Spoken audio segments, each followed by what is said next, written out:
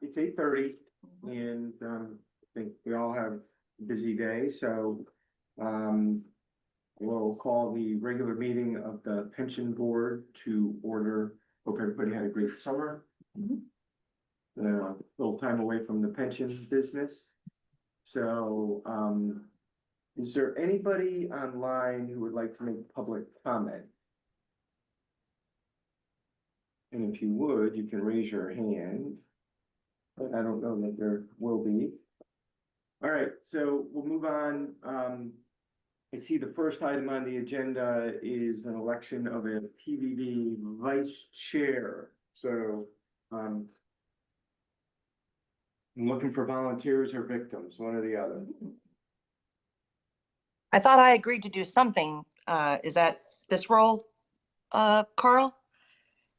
Would you be willing to put your name in nomination for vice chair? I would. This is Rowena Moffett. So I will nominate Rowena as vice chair. Is there a second to that? I'll second. Is there anybody else who is interested or would like to take on that role? And hearing none, all those in favor signify by saying aye. Aye. Congratulations. Thank you. Thank you for doing that. And you're going to be running the meeting shortly because I have a meeting in New Haven at 10. I'm going your way, I think. Oh, well, yeah, I'm going to court right now, which is why I'm not there in person. But I can run meetings from my car. I've done it before. Me too. So, all right. Approval of the minutes from June. Is there, can I get a motion for that? So moved. Moved by Paul. Is there a second? Second. Any discrepancies or corrections, amendments? Hearing none, all those in favor signify by saying aye. Aye. All right, so what we thought we might do, a couple things. First of all, I did get we did a very nice note from Ellen Pataska. It's a card with Daryl on the cover. June 2nd, 1953 to July 3rd, 2025. Dear Carl and the Pension Benefit Board, the family of Daryl Pataska acknowledges with deep appreciation your kind expression of sympathy. And then a handwritten note. Thank you all for the lovely flowers given in Daryl's honor. He was a very special person and he will be missed by many. Love, Ellen and family. So. And that is a true statement. So, the other thing I'd like to do, if possible, because I have to hit the road kind of shortly, is maybe move up the discussion on Melvin. Is that okay with you, Janet? Absolutely. And then when we get to Janet's report, she'll be joining the pension report as a retiree before too long. What, Janet? Oh, you're too young. So, just thought I'd throw that out there and embarrass her.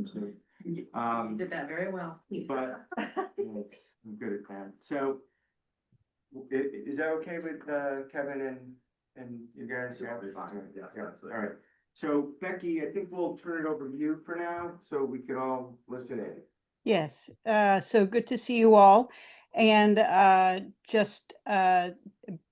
think we've already introduced you to Yelena Pelletier, who is joining us this morning, and she'll be taking over for me as I retire next year. So I'm happy to have helped you all manage secure retirement for the old Saybrook employees, and I will be looking forward to doing the same myself next spring. So we're here this morning to talk about updating the pension plan's actuarial equivalence basis.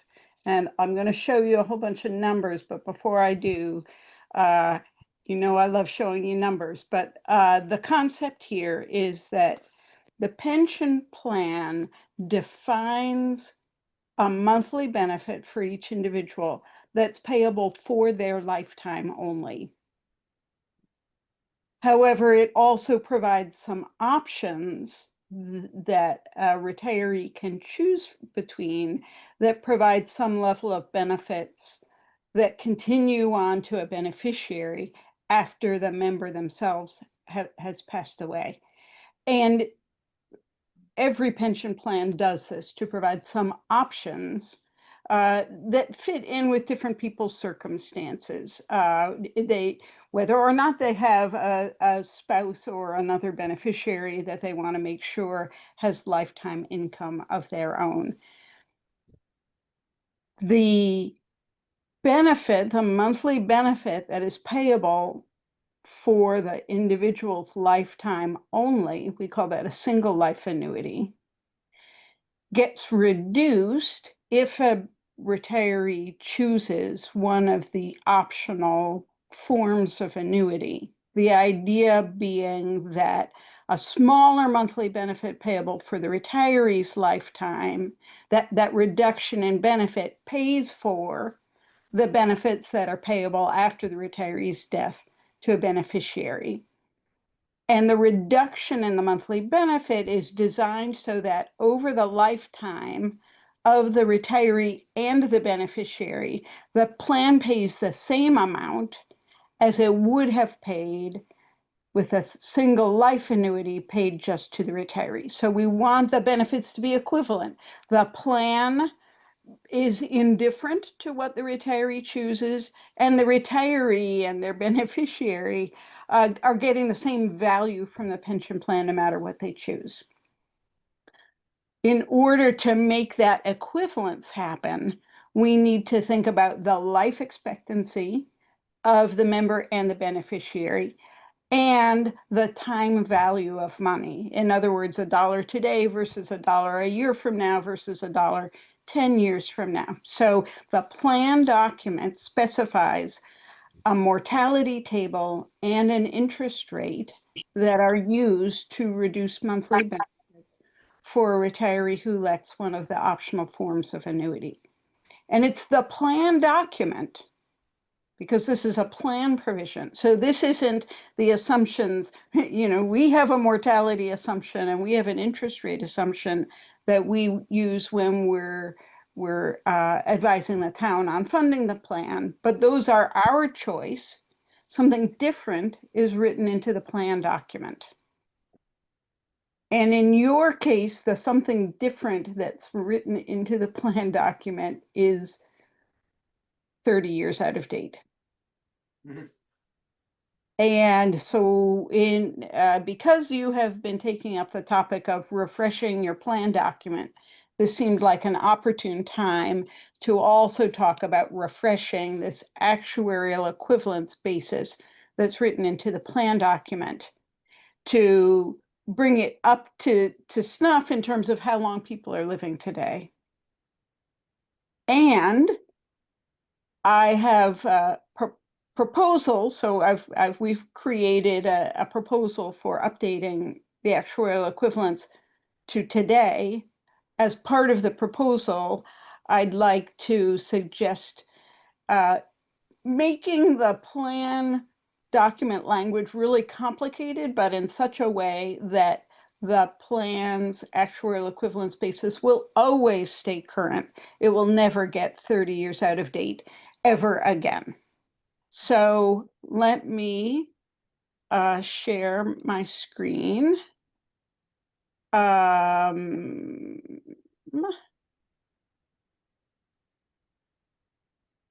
Okay, can you just let me know if you can see this? Well, it's on the screen, it's small. It's on, and it was included in your meeting materials. It's called say 2025 Actuarial Equivalence Comparison Exhibit for those of you with a computer adjacent. The current actuarial equivalence basis uses a 1994 mortality table. That means 31 years old. And it uses an interest rate of 7%, which was probably a fine rate to use back in 1994. we are proposing to update that to be based on the most recent mortality table for public pension plans. Now, you may recall from several years ago that we adopted the Pub 2010 mortality table for purposes of funding the plan. Just a couple of months ago, the Society of Actuaries released Pub 2016, and we'll be including that as an update when we prepare the 2025 valuation. And spoiler alert, it likely will slightly reduce the liability.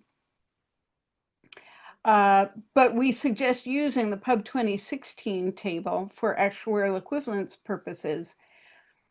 The plan's actuarial equivalence needs to be gender neutral table. In other words, one table is used regardless of whether the member or their beneficiary is male or female. That similarly situated people should have exactly the same reduction in their monthly benefit, irrespective of gender. So we looked at the people who are currently covered by the plan, at how many are males and females, and it's about 65% male, 35% female. So we've blended the Pub 2010 male and female mortality tables to come up with a mix that's appropriate for your plan. We also, again, you may recall from discussions about the valuation, we have an assumption that we use for the valuation about anticipating future improvements in mortality, in longevity. And we think it's appropriate for the actuarial equivalence basis to do the same. So we are proposing to use the same table that we used for the valuation. The most recent table is the MP 2021 mortality projection table. And again, we want to blend that, have a blended male-female version so that it's gender neutral. So we're using the same blending, 65% male, 35% female. And then we recommend using the interest rate assumption that we're using for the valuations, which is 6 3/4. But we have plan language to propose be incorporated in your plan document that would automatically update all of these things anytime the Society of Actuaries issues an updated pub mortality table. So this has just happened. It's updated to Pub 2016. We've pulled the most recent MP table. We've looked at the current male-female mix. We've looked at the current interest rate assumption.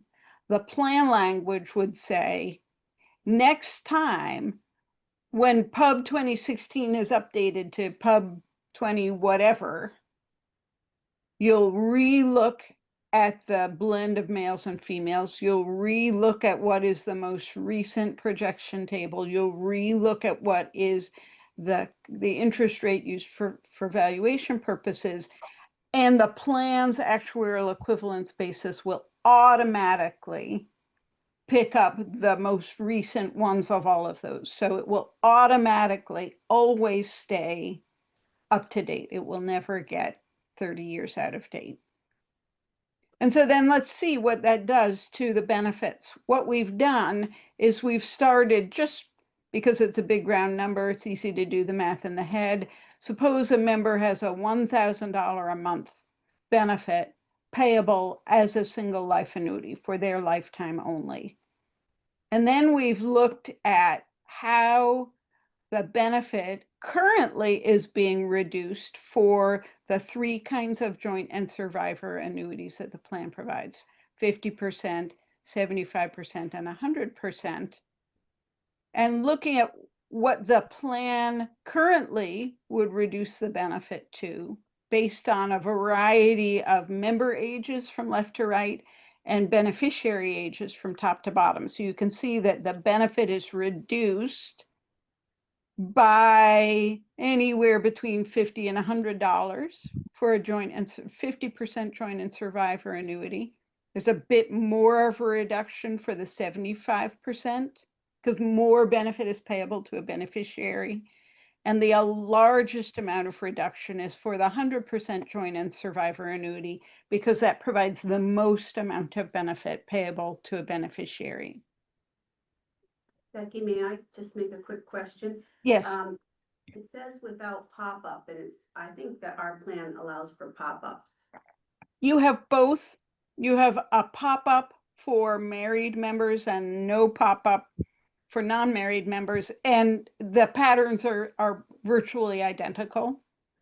So we just thought we'd have just one page worth of factors to show you, but we have the same sort of, it's a slightly less of a reduction to pay for the pop-up, but yes, so you're right. We just chose not to illustrate them so we could put this all on one page.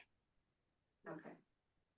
The right-hand tables show what the reduction would look like if you switch to the proposed actuarial equivalence basis. And at every single combination of ages for all three of the joint and survivor annuities, the proposed actuarial equivalence basis produces a higher monthly benefit. That is, it's reducing the $1,000 single life annuity less than the current basis. I think the best way to frame this is to say that using a mortality table that's 30 years out of date, the monthly benefits are being reduced by more than they need to be in order to provide for the benefits that are paid to the beneficiary after the member's death. So in effect, you could say the plan is slightly overcharging members who choose a joint and survivor annuity.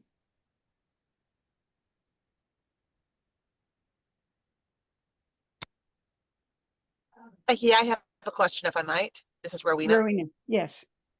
Thank you. First of all, congratulations and thank you for all of the work you have done for our organization for what seems like forever, as long as I've been involved with the board, and welcome to your colleague, and thank you for carrying on the great relationship we have with Milliman.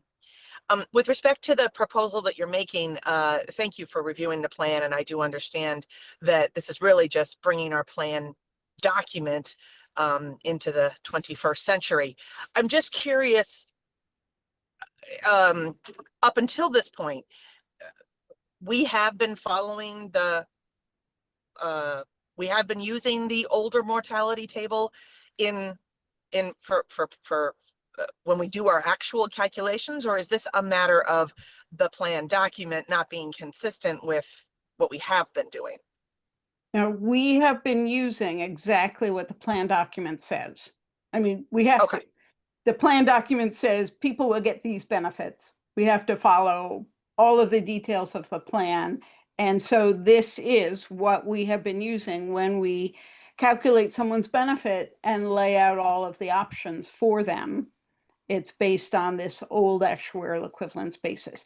For funding the plan, when we calculate the actuarially determined contribution, we're using much more up-to-date factors, but that doesn't impact anyone's benefit. That just impacts the liability we assign to the benefits they are receiving.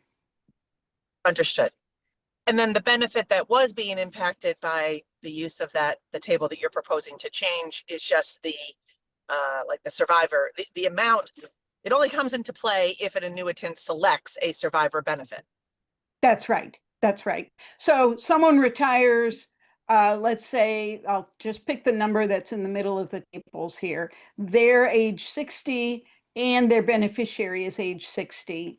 We prepare a benefit summary for them that says you can receive $1,000 a month payable for your lifetime only, or $941.34 if you elect the 50% survivor annuity, $914.52 if you elect the 75% joint and survivor annuity, and $889.19 if you elect the 100% joint and survivor annuity. And Janet helps them fill out an election form, and then they start receiving either $1,000 or $941 or $914 or $889 for the rest of their life. And then when they're dead, if they're alive, they get 50% of 941 or 75% of 914 or 100% of 889. And so all individuals who have retired since the late 90s have had their optional forms of annuity calculated in exactly this way. So Becky, do we? And this plan, go ahead. I'm sorry. Come on, Rowena. I'm sure you were asking the same question I was going to, so you go ahead. Well, do we fix this going forward, effective as of the first of the month? And then what happens to all the people that are currently receiving a joint benefit? Yeah, so typically a change like this is just made prospectively as of some effective date.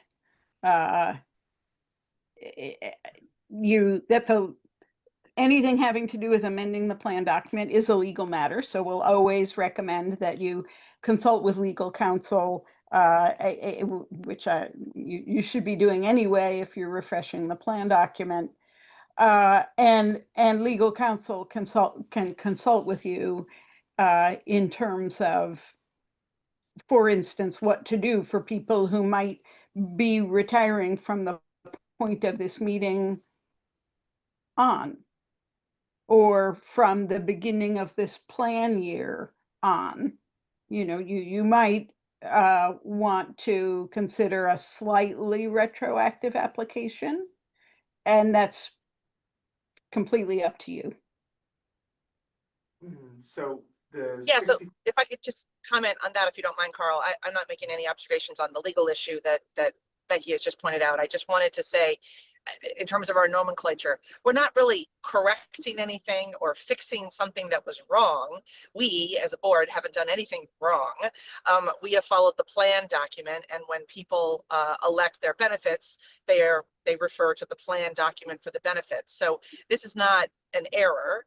This is just an update to change one of the tables that the plan document discloses that we use, and certainly any future electing annuitant would be impacted by it, and the board can consider what, if anything, they want to do for people who have already elected. But I just wanted to be clear, this isn't anything anyone has done wrong or an error. It's just an update.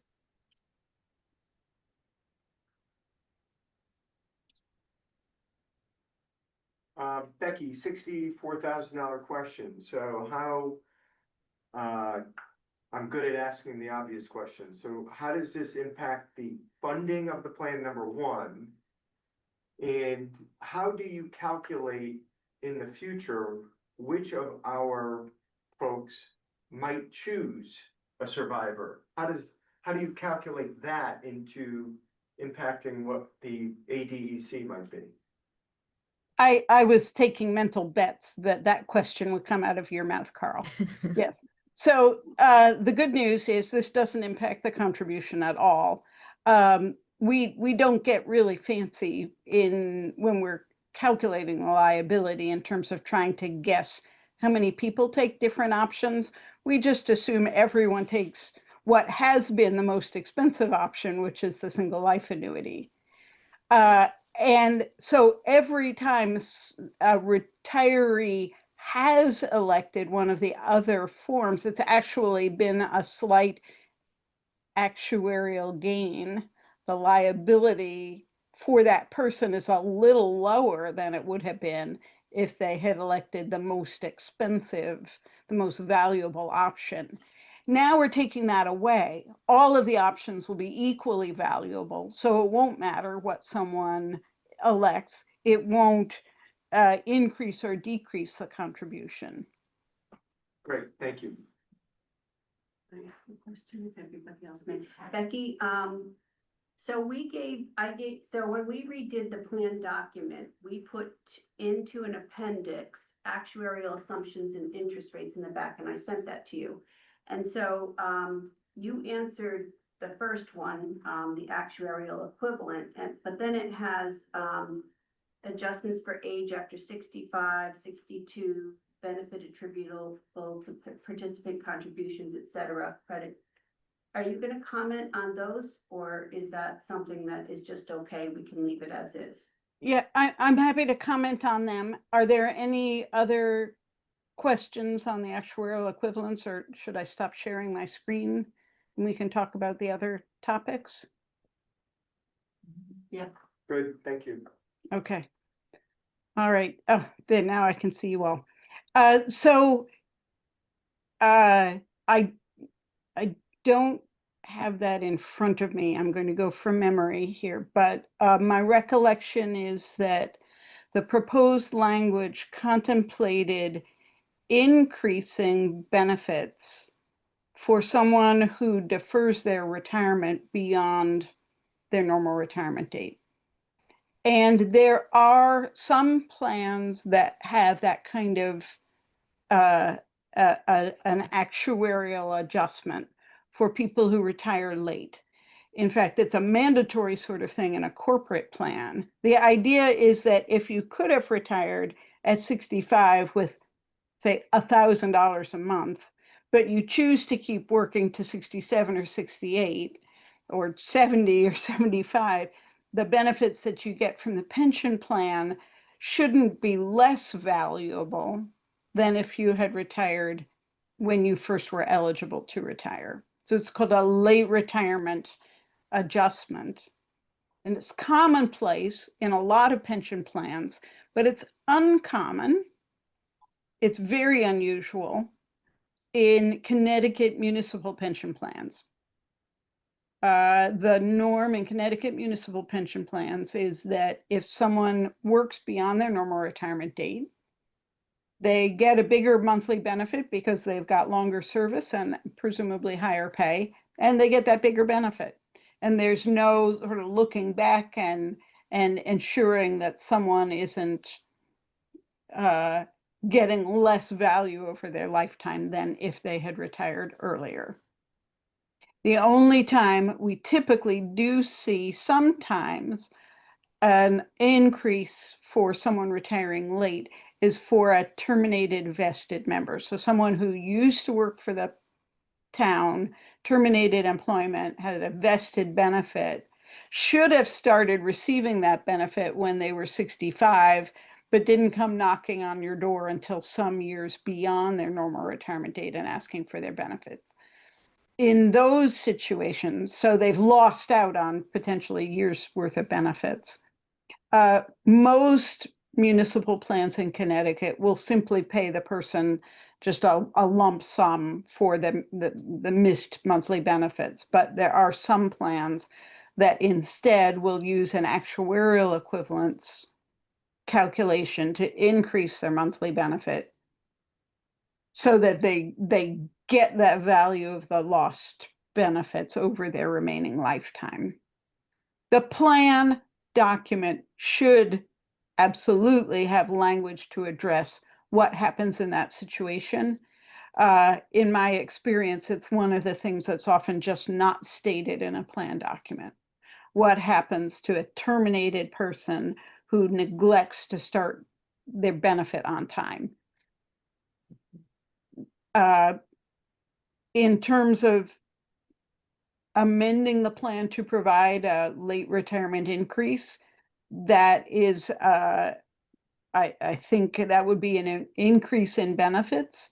It would have a cost associated with it because it's a material change to the plan. It is, again, I'm not an attorney, likely you'd need to collectively bargain that. Becky, these, and I may be confused, but these things that were in the appendices were always in the plan document. And so maybe they just are addressing the after 65 and 62, but we took them from the plan document and we moved it into the appendix. Remember we did that? So this is not new. This was in there. So I might be confused about what it is, but I just want to make sure that we understand. Okay, I would need to go back and look at that, but I recall at that time when you sent that, I looked and didn't see that in the plan document currently. So I interpreted it as something being added to the plan. Okay. And it may be that I was looking, that there was a plan update of which we were unaware that provided that. So we'd need to look at that more carefully. Okay.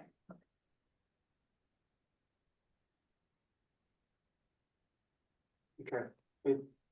Any other questions, or Becky, or do you have more for us?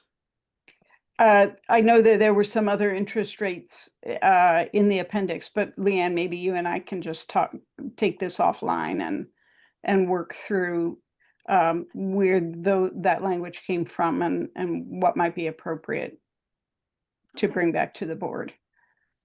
Perfect. All right, so we're looking to amend this today, correct? Or are we not? Or do you want to yeah. clarify something? So, but I have,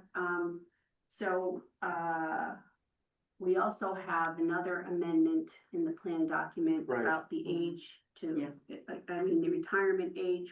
We didn't recognize that the 23 years for calculation of the benefit was in conflict with the 25 years that they should be retiring Law cops. of the cops. And we went back to our negotiating attorney, and the intent was for 23 years benefit, 23 years retirement. So that is in a motion that's in this package as well. And we can always approve the part of the plan that Becky just reviewed to change the tables to the most recent and the interest rate to be the same as the discount rate, which I believe that's what you said. As we change the discount rate, we change this rate, correct? Yeah, and I've drafted up language. I don't know if I've sent it to you, Leanne, but this is something we're talking with a lot of our clients about. But we've drawn up this really, instead of having a 2-sentence description of the actuarial equivalence, it's now a short novel, but it does have the advantage of including this process for automatically updating the entire actuarial equivalence basis, triggered by an updated version of the pub mortality tables being issued. And I think that's a really beneficial, just self-adjusting protocol. So you just don't have to talk about this ever again. And I know Carl loves talking about mortality and gains and losses more than just about anything else, but. So Carl, what we could do is we could approve the changes recommended to the document about the age of retirement or the length of years of retirement. And I could put the appendix for next month, or if everyone's comfortable with the fact that Becky's going to send us the language that would be the same as all the things that we've discussed, you could also approve it. Well, if we haven't seen the language yet, I think we should wait. Yeah. I mean, we could do it next month. Yeah, that's fine. And I can. So Becky, why don't you get us that language, and with regard to changes that you're recommending, we will take that up in October. And we'll handle the police part of it today. Correct, Mhm. yeah. Everybody? Perfect. And you can always, as I alluded to before, you can always have it have a slightly retroactive effective date. If there are people that have just retired or may be retiring soon.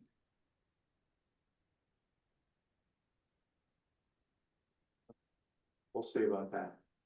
I have to run, so, Rowena, do you have an agenda in front of you? Yes, I do.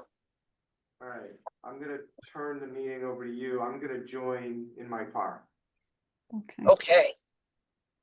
And I think then I will say goodbye and sign off and enjoy the rest of your days, everyone. Nice meeting you all. Thank you, Becky. Okay, bye-bye. Bye-bye. So then do we need a motion for the police part of the amendment, or are we doing that at the next meeting as well? No, we can use the motion, and there, in the action item, there was a recommended motion. Oh, I only have the agenda on my phone. If somebody could help them with the recommended motion. I make a motion to adopt the recommendation that Leanne made in her memo dated August 28th to make sure that the police collective bargaining agreement is brought into alignment with what's proposed in Leanne's memo. Thank you. Any seconds? Second, Any discussion? And so all in favor, vote aye. Aye. aye. Anyone opposed? Hearing none, the motion has passed. Thank you very much for making that motion based on the memo. Is that all we need to do with the pension plan today, Leanne? Yes, that's it. Awesome. So should we jump back to Janet, or what agenda item should we tackle next? Approve the minutes. I think the minutes did were the- approved, so they were, Janet would okay, be so- next, if that's okay with you. All right. Wonderful. Okay, So Good morning. Janet, thank you. I have 3 months of pension payroll to report, with not too many changes. In July, the town police and Board of Ed, we had 98 retirees with a gross payroll of $160,361. We had 1 QDRO spouse for a total of 99 participants. For our fire department, we had 40 retirees, a gross payroll of $17,482. No changes, and again, 1 QDRO spouse for 41 total participants. Our August pension payroll was exactly the same as July. And for September, we did have 1 new retiree that became payable. His retirement date was actually August 1st, so he received 2 benefits in September. So we had 99 retirees for the town PD and Board of Ed payroll, for gross payroll of $162,877. We have the 1 QDRO spouse for a total of 100 participants. And the fire department was exactly the same, with 40 retirees, 41 total participants at 17,482. For our pending retirements, former police chief Michael Spera retired on September 1st, and his pension benefits will commence next week, October 1st. Wendy Mill is a former employee from our Youth and Family Services. She was vested at the time that she left 5 or 6 years ago, and she is eligible to receive her normal retirement October 1st as well. Acting Police Chief Lieutenant Ryan Walsh has submitted his letter to retire with 23.5 years of service. His last day of work will be next Friday, October 3rd. And I do have 1 retiree death to report. Jean Kelly, who was the former town clerk in the 1990s. I think she started in '89, and she passed away August 15th. And she had 12 years of service. And she was still covered by the town's life insurance plan, and so her family's going to receive a death benefit of about $16,000. oh, wonderful. For just the statistics for our the active employees who are participating with our defined benefit plan and defined contribution plans as of the last completed payroll on September 12th. The DB plan had 26 contributing officers, 20 contributing town employees, and 19 contributing Board of Ed employees, for a total of 65 participating employees. The DC plan had 46 town employees, 31 Board of Ed employees, for a total of 77 participating employees. And the total assets in the defined contribution plan in the 401A plan were 2.65 million.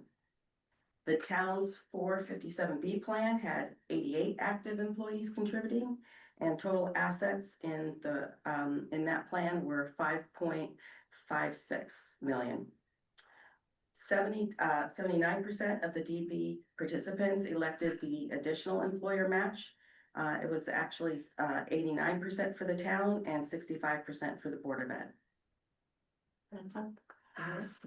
It is. Wonderful. And I'm sorry, Carl said the date, but I was still in shock by hearing the news. When is your retirement effective, Janet? My last day of work will be just before Christmas on December 19th. Oh, wow. All right. So we get you for a few more meetings. Yes, 2 more meetings. Well, wonderful. And that's exciting news. Any comments from any other board members on Janet's report? Janet, can I just have a clarification? You've probably given me this in the past, but the number of employees for the defined contribution is 77. The number of employees in the town's 457B is 88. Can you just describe again the difference between those two numbers and those two plans, kind of specifically why there's more in the 457B?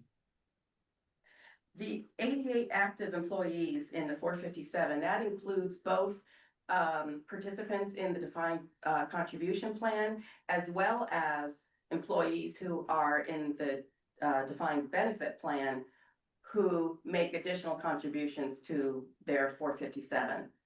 So there's just an additional 11 employees that have both a defined benefit and are contributing to the defined contribution. Yes. Thank you. Thanks, Leland. I feel like we all need to get a primer every year on these different plans. So thanks for giving us that opportunity. Any other questions on Janet's report? No. Okay, well, thank you, Janet. So moving on, I think we've got Morgan Stanley next. Great, thank you so much. So I'm going to go through the wealth management perspectives, and then Becky and I will go through the performance. Just a few things. If you turn to page 8 of the wealth management perspectives. Yeah, there we go. So you can see sort of the PE multiples on the left-hand side in terms of the overall S&P 500, the median stock, and then the top 5 market cap S&P 500 medians.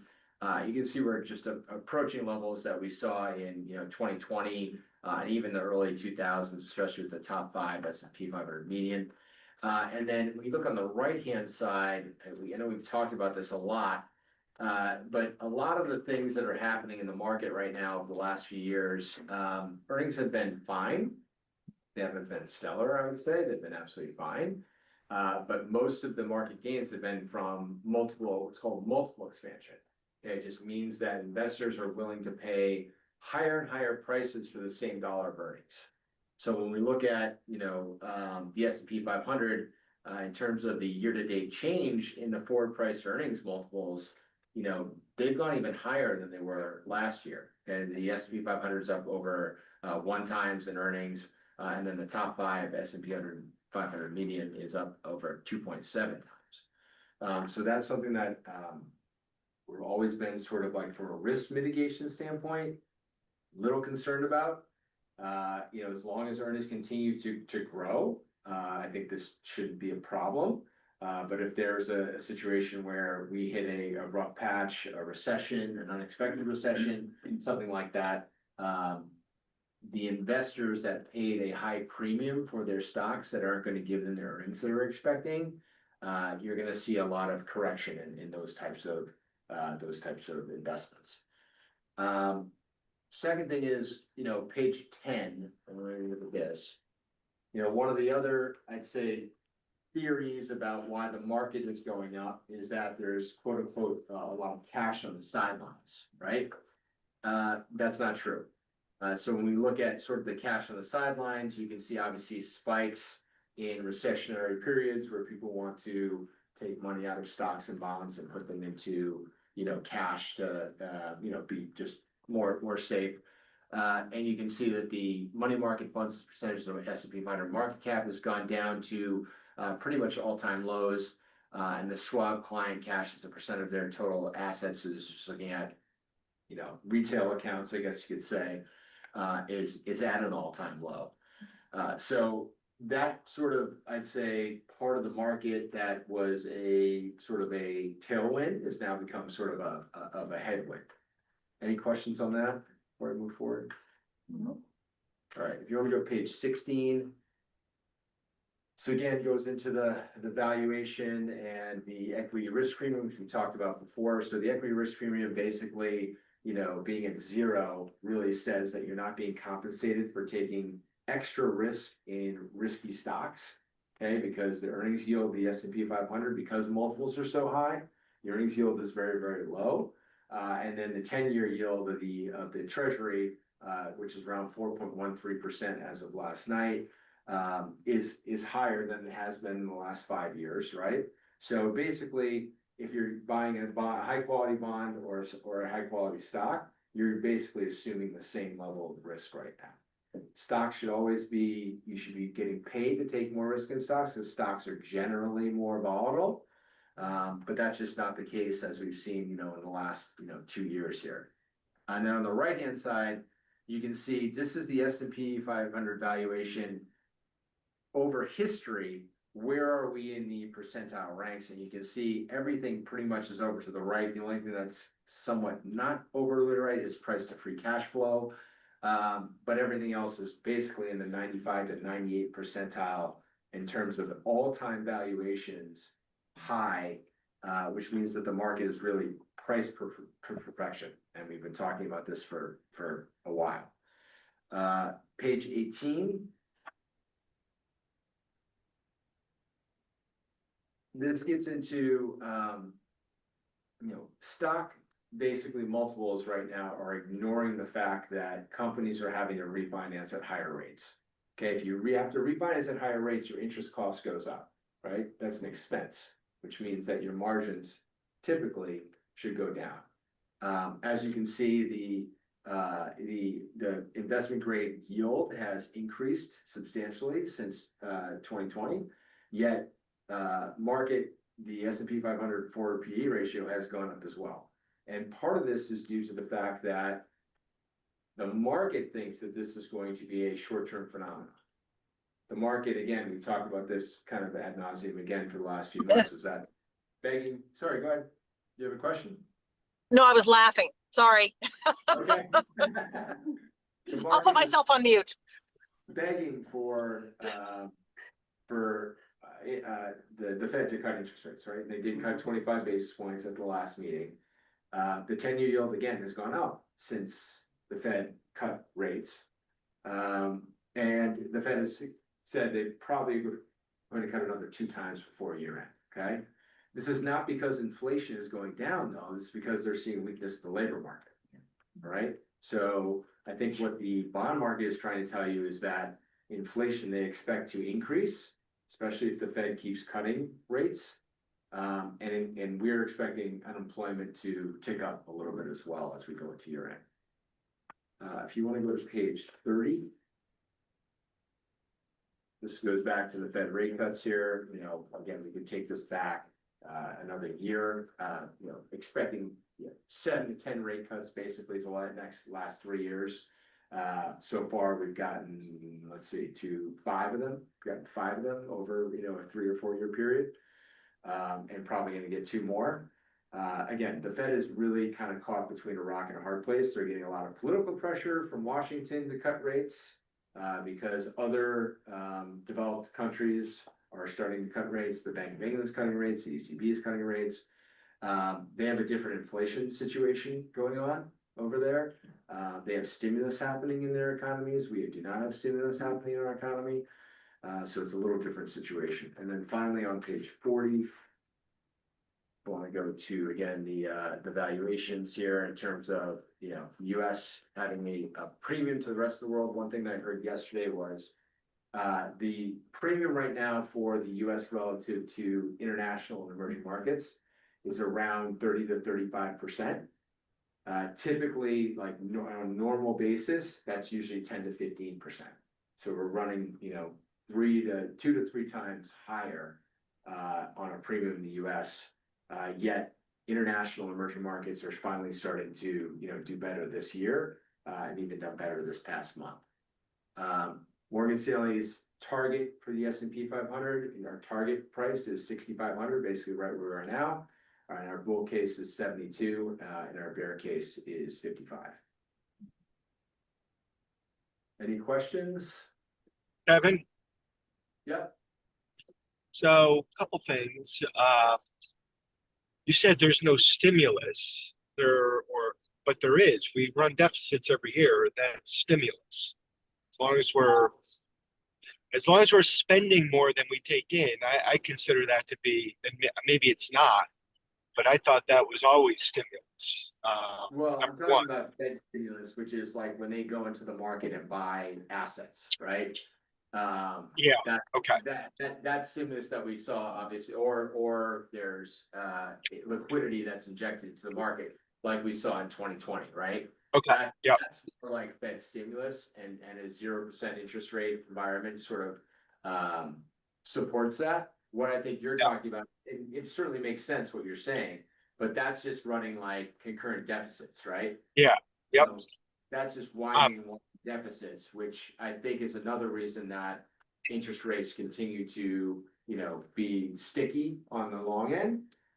Is that, other countries are really worried about, what our, debt is going to be. And our debt right now is per capita in terms of our debt relative to GDP is is at an all-time high. Yeah. I thought of another question while you were just answering that. I mean, years ago, or like 1 or 2, 3 years ago, the Fed said, hey, we're going to start unwinding our balance sheet. And they did for a little bit, but have they continued doing that? So it's kind of, their balance sheet has kind of stayed stable for a while. Yeah. They're unwinding very, very slowly is really what it is. What they don't want to do is sell the assets that they've bought back into the market. What they would rather do is let a lot of the assets that they have bought mature. And that's going to take a long time because basically they've bought long-term bonds. So when you look at the average duration of the Fed's balance sheet, it's somewhere in the high single digits, low double digits. And basically this is going to take till 2030 really to see a meaningful impact of a reduction in their balance sheet. And one other thing with regard to stock valuations. So you talked about a lot less cash being on the sidelines. So that should impact, you would think, the stock market moving forward. And it's dangerous to listen to too many podcasts, but there was how much of economic growth right now is Morgan Stanley attributing to AI? And what happens when some of that, and not that AI investment is going to go down anytime soon, but I listened to something yesterday that said like 2 to 3 years, there may be an overinvestment in it. So, I mean, between those two things, I mean, less cash being on the sideline means less cash going into the market, in theory, moving the market up, right? I mean, that's correct. We don't have a I'd say a projection on AI's possible impact to the economy. But if you just think about it from a 10,000-foot view, right? And things that we're starting to see in terms of unemployment and things of that nature, we're still in the very, very early innings in understanding AI's impact. But what I've been hearing and reading and seeing is that entry-level jobs right now are impossible to get. Like it's very, very difficult job market for college seniors right now. and graduates, because the entry-level jobs are being, and administrative jobs are being overtaken by AI. And so those sort of functions, like, you know, get your foot in the door kind of things, they're dwindling, really. And that's one of the reasons I think unemployment is start to go up too. You've heard a lot of, you know, companies basically replacing administrative tasks with AI related situations. The spend on AI though, is continued to be strong. I don't know if you saw that NVIDIA put $100 million into you know, OpenAI just the other week. Now, OpenAI buys NVIDIA chips, so it's kind of a little you know, quid pro quo, as they say, right? But the thing is that, you know, the spend continues to move forward, even though the economic benefits have yet to be realized. There was a paper out that came out this summer too from MIT that said companies are, you know, vastly overspending in AI relative to the future benefit that it might, economic benefit it may receive. I don't know if you saw that paper, but that was one of the days that the you know, there was a little more volatility in the NASDAQ. Again, yet to be seen, but I would say that there's a lot of optimism again about AI. Just like there was optimism about personal computing in the 1980s and the internet in the 2000s, and you know, we could go on and on. And Japanese stocks, international stocks in the 1980s and 90s.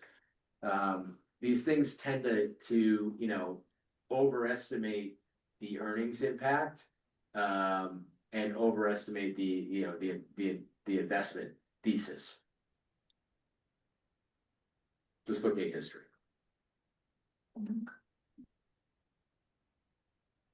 Any other thoughts? Would you just discuss your views towards fixed income at this point? Yeah, I still think that, yeah, I mean, if you just look at what's happened in terms of since or leading into the last Fed cut, I would say, the spread between the 2-year and the 10-year is actually narrowed. Okay, so you're basically getting around like it's 30 basis points or something like that between a 2-year and 10-year treasury yield right now. Very, very, very, very narrow. There hasn't been much normalization of the curve. It's not inverted like it was, you know, just a little while ago, but it's certainly not as normal as in terms of historical context. I think that the Fed will continue to cut rates at least, you know, 1 or 2 more times as they've kind of laid out. So the short end of the curve, I think rates will go down, but I'm not convinced that long rates are going to go down in conjunction with them. I think that long rates are still going to be very, very sticky in the 4 to 4.5% range. And there's a few reasons for that. You know, one is future expected inflation. Okay. Tariffs plus rate cuts plus low economic growth might be more inflation. The second is, you know, foreign buyers of US Treasuries, as we've seen, have really, you know, dwindled in size. So right now, basically, foreign buyers used to be around half of the US bond market. They're now a third. So that's another reason I think that long-term rates might decide to be a little bit more sticky. But you'll see more normalization of the yield curve, I think, as the short end falls.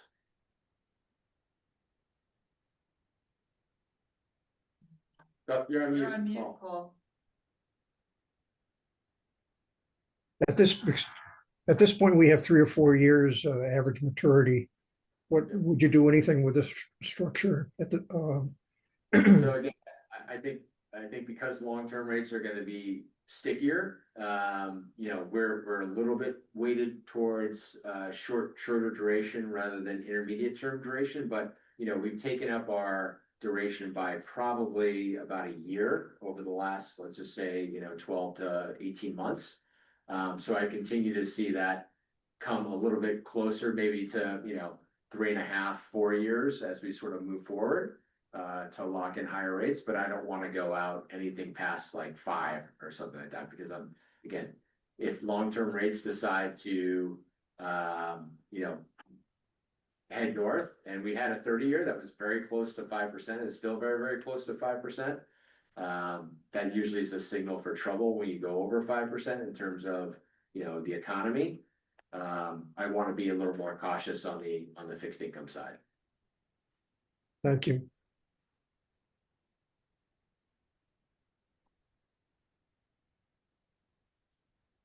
Okay, so do Performance? you want to finish up? Yep.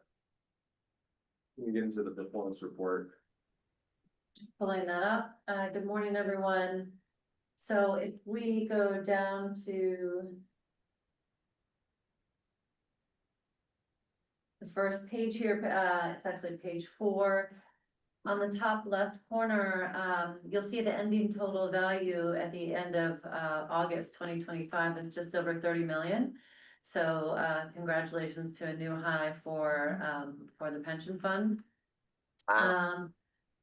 Yeah, and it's actually interesting if you go to the middle column for the last 5 years. And if you look at the net contributions and withdrawals, was just over 3.5 million. And you look at the total income received at 3.38 million, that matching that we talk about quite a bit in terms of a characteristic of the portfolio construction. And then the appreciation, depreciation of, you know, just over 5.5 million. So, you know, really kind of good numbers here for the custom period. So this is a fiscal year 2025. Net return net of fees is 2.56%. That is, and then for the last 5 years, we're annualized at 6.75%. Over the last 10 years, we're at 7.28%. Just want to point out too, in terms of, you know, having Becky from Milliman on earlier, you know, the assumed rate of return is 6.75. So we've hit that for the, you know, right on the nose for the 5 years, and then are ahead of that for the last, you know, 10 years. Right. So that's one of the reasons the funded ratio has increased. Another interesting piece on this page is at the bottom right-hand corner, and you look at the income summary. So, you know, the cash is generating income right now.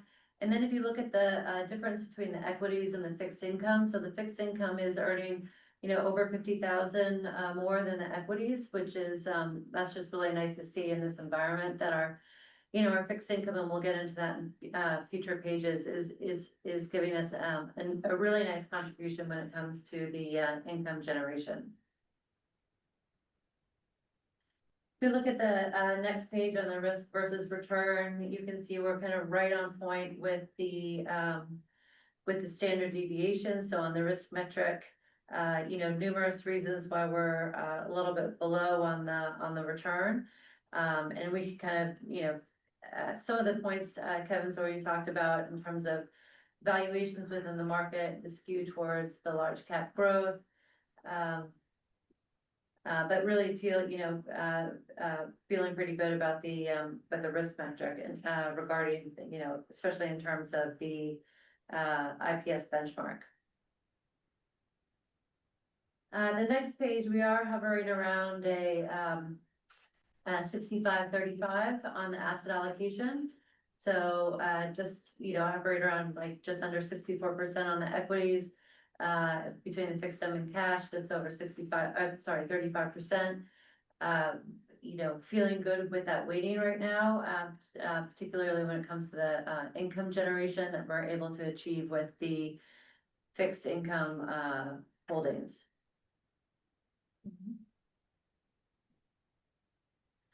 So we have had a good, the July was a good month for the portfolio.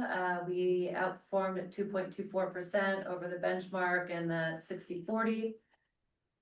And then, you know, we've already talked about many of the other numbers here, last 5 years.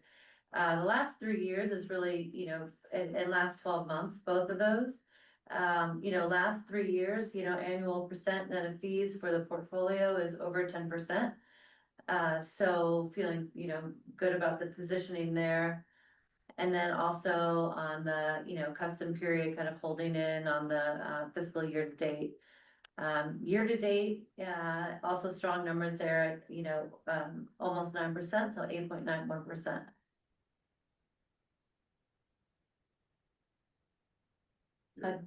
Yeah, so I just want to point out, so on page 10 here, this is the asset allocation relative to the IPS. We've added some of the large cap managers, before we broke for summer, some of the value managers, and we've been able to segregate this by style, basically, as opposed to underlying holdings. I know we had that issue with the mid caps, kind of going up in market cap size.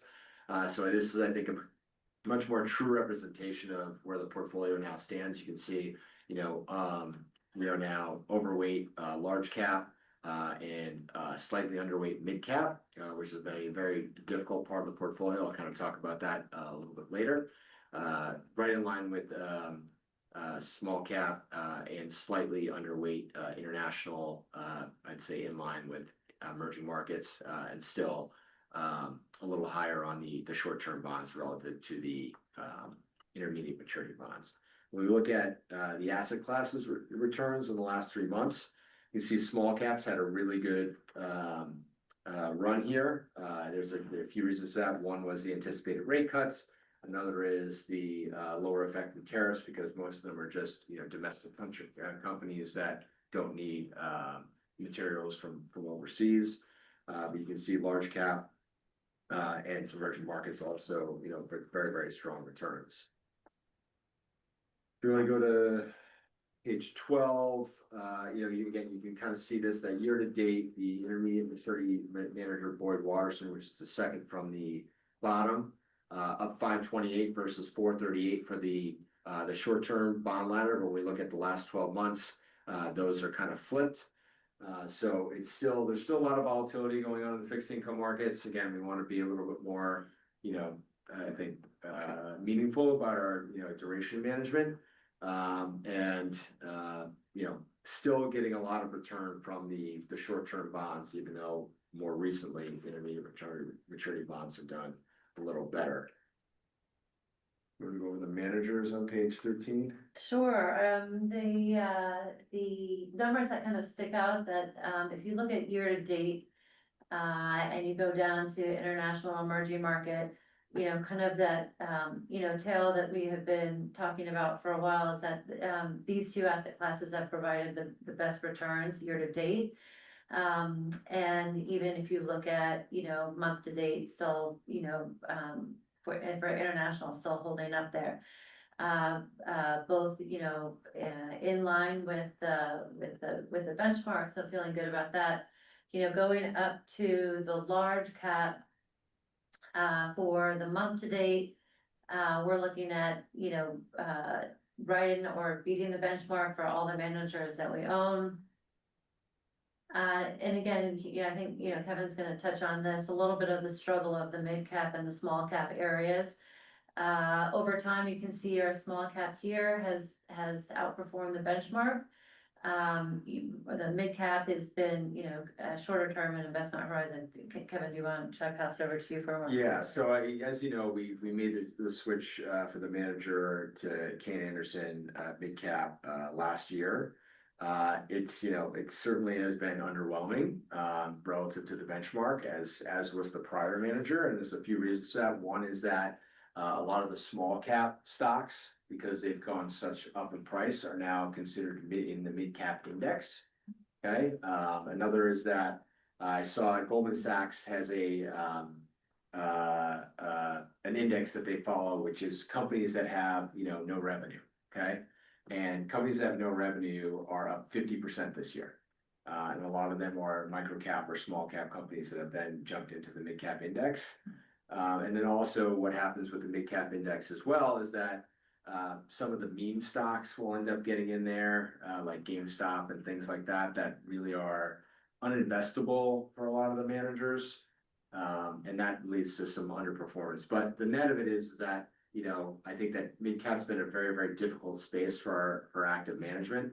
So what we'd like to do is take half of the allocation that we have right now to Kane Anderson and just put it into the mid cap ETF, which is IJH.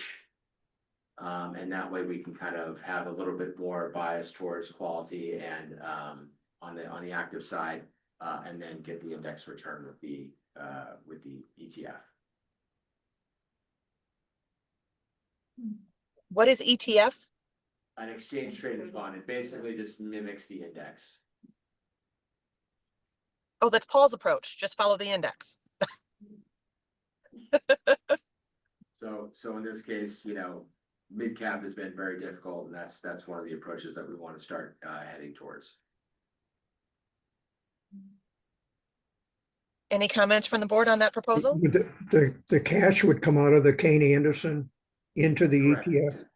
Yes. Okay.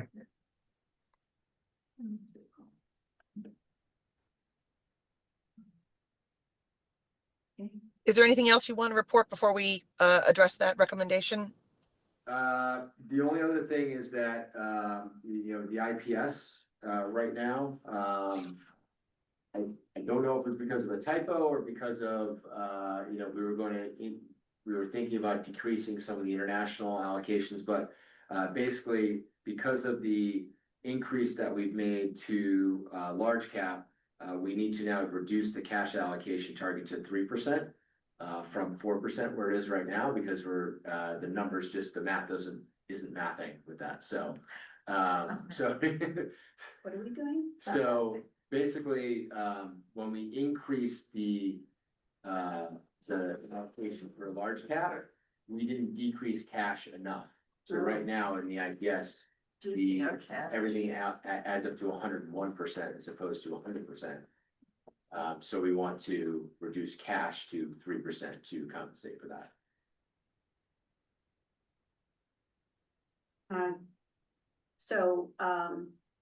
We normally do the IPS review once a year. Yeah. Those finished it.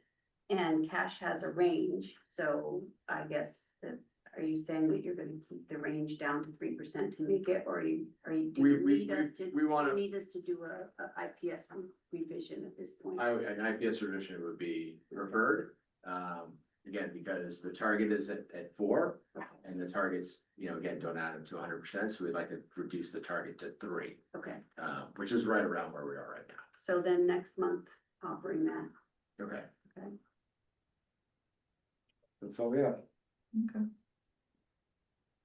Okay, then, so do we need a motion on the suggestion, the recommendation on the mid cap? Or are we just authorizing you to follow your Usually proposal? when it's new investments, it does need to require a motion. Okay, As so applications application, and we have discretion to do that, but this is a new investment in the portfolio. okay, so Paul, you want to make a motion on this? Sure, I'd be happy to. I'd make a motion to follow your suggestion and reduce the mid-cap holding and place the proceeds into the mid-cap ETF. Second. Thank you for summarizing. Any further comment on it? All in favor, say aye. Aye. Aye. Aye. Any opposed? All right, hearing none, the motion is passed. Thank you very much for the recommendation, Kevin. Thank you. Appreciate the time. Anything else on the report? We're all set. Thank you. Okay, so I believe that leaves us with Leanne, your plan administrator's report. Yes, well, since we've already gone over the main part of business, I just have a couple of announcements to make. Obviously, we know that Janet is going to be leaving in December, and we will have more to say. She's gonna be with us for the next couple of months, but she has been an invaluable part of our team. She's been with me for the entire 10 years, and when I first started here, I attached her to my hip, and she showed me the ropes, and she's really just grown in her contributions to the town, and for that, we are all grateful. She's done a wonderful job. I would like to introduce Amy Jensen. I don't think you all have met her. Amy is our Assistant Finance Director, And she has been here for 2 years, actually, and she is also doing a fabulous job. You know, she's just really taken over with vigor, and she's upstairs taking care of all of our accounting matters, and you know, Janet works for her, our accounts payable person works for her, our revenue accountant works for her, I work for her. And so, she and our other person that's going to hopefully be taking over Janet's role, Melissa Lewis, are going to be attending these meetings to kind of get the lay of the land. So I just wanted to introduce our new faces to the team. And so that's going to be happening.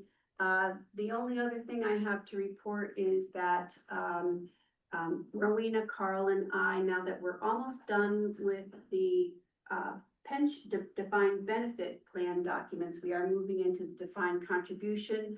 I just want to, you know, finish up these last few details. You know, hopefully by next month we'll get everything ironed out.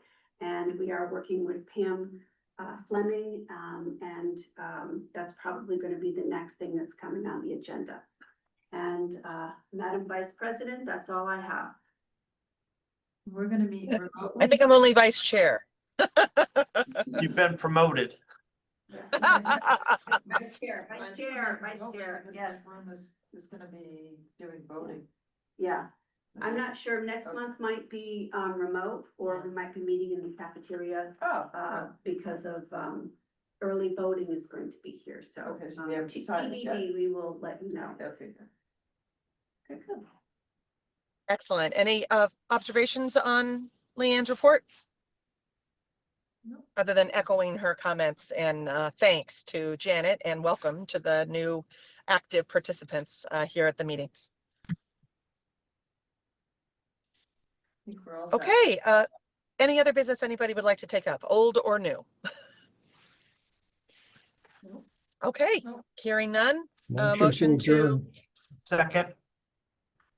All right, so approved, and let's move on with our day. Thanks, everybody.